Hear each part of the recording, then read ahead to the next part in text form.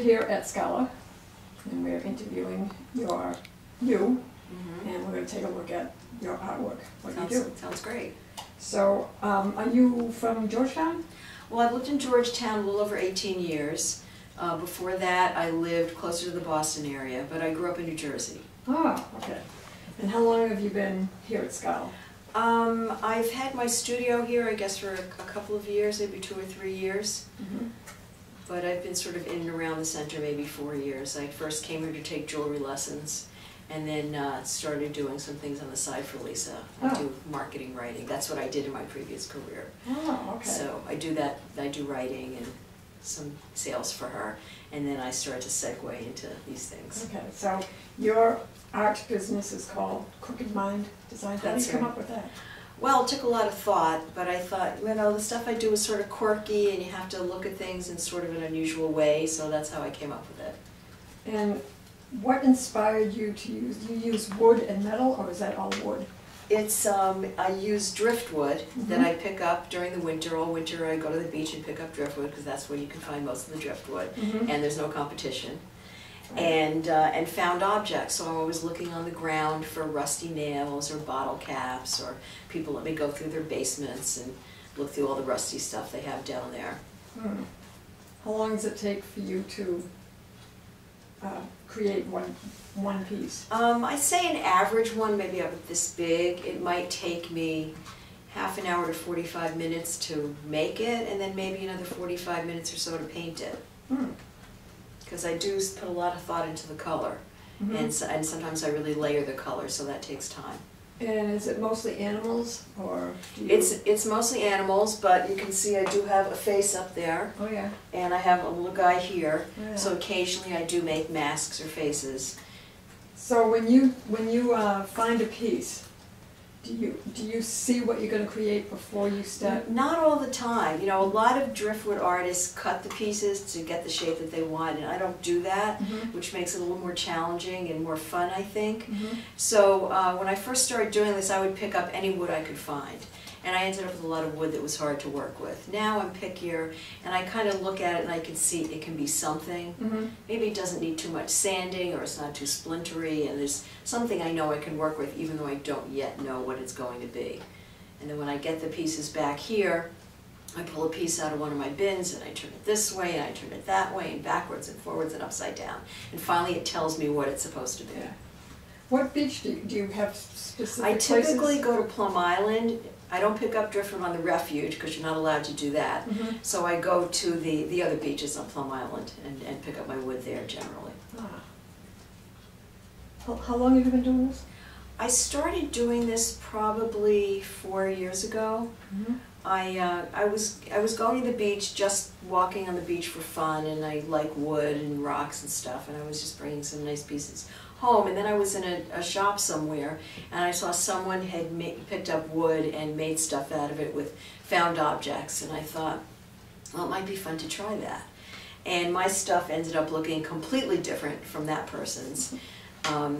But that's sort of where I got the idea, and I just sort of started doing it, and I was working in my potting shed in my backyard, which meant I couldn't do anything in the winter.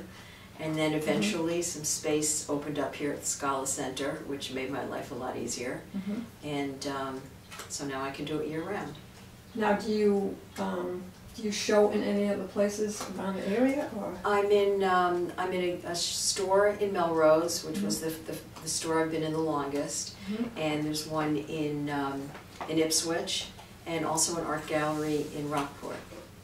Wow, that's excellent. Now, when you went to the galleries, did you present them with the actual artwork, or did you have to bring photographs? No, usually I just start talking to them and show them some photos on my phone, and then they're interested in actually seeing the pieces. So I'll bring some pieces in and show them. Oh, nice. Yeah. Nice. Does your family get involved in collecting the wood? No, actually, I don't really have family that live close by or go to the beach, so it's just me. Oh. And I actually like being out on the beach alone in the winter, just enjoying it on my own. Excellent. So, yeah, it's sort of meditative in a way. Have you always done artwork, or? I was always very artsy from the time I was a little kid, and I used to do, do stuff in school, of course, and do a lot of things on my own. And then, all the way through high school. And then, sort of life got in the way, and I went in a completely different direction, and I used to say that my job paid for my real life, but I didn't have time for my real life. So once I stopped working, I kind of had time to get artsy again. And do you spend most of your time creating art, or do you have other things that you do? Well, I'm a very serious gardener. Oh, So particularly okay. this time of year in May, for me is the busiest month in the garden. I spend a lot of time doing that over the course of the season. And as I said, I do a lot of writing for Lisa, whatever she needs done for her business. Now, when you have a customer, do you spend a lot of time talking to them about your work? Are they interested in how you create? Some people are. I mean, people come here into the Scala Center and they'll stop into my studio, and some people will ask questions, and I'm happy to talk about it. I always invite them in to take a look around. Great. Okay, why don't we take a look at some of your work, and we'll go down into your studio. You can show us where you create. That sounds great. All right, good. We'll see you down there. Give it a second. Ready? Yep. This wall a week ago was completely covered with fish and birds, but I took them to galleries last week, so I only have a few left.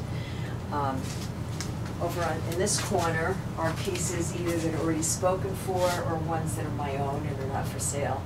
For example, my snake that I'll keep forever, and my shark. And this wall are things that I call my wall of losers. Things that didn't sell or I'm kind of just keeping for myself. You mean Julio? Yes, I love my Julio Iglesias clock.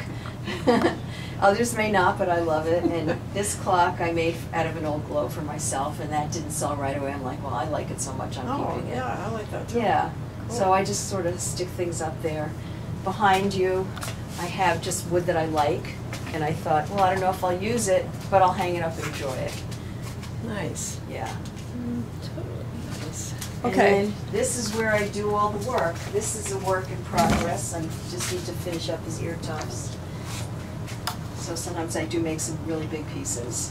Nice. And all the work happens here. You can see all my bits of rusty stuff everywhere, all my wood that I have personally picked up and carried here. And I'm in the middle of designing a face right now. Cute. So this is where I spend a lot of my time. This is where it happens.